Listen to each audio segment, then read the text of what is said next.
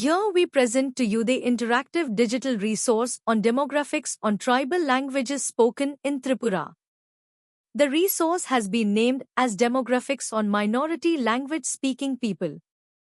This digital initiative was taken forward by Professor Devasigmani Balraman of Annamalai University, Chidambaram, Tamil Nadu and Dr. Surjit Debnath, Vice President, Institute Innovation Cell, Women's Polytechnic, Agartala, Government of Tripura. When we click on the Access Resource button of the main page, we enter into the Digital Resource page. The digital resource covers an extensive data on 8 different languages that are termed as Kokborok and other minority languages spoken by the tribal people of Tripura. Unlike a static paragraph, this digital resource is highly interactive and engaging that takes the user to a detailed journey on the demographics of the tribal languages in Tripura.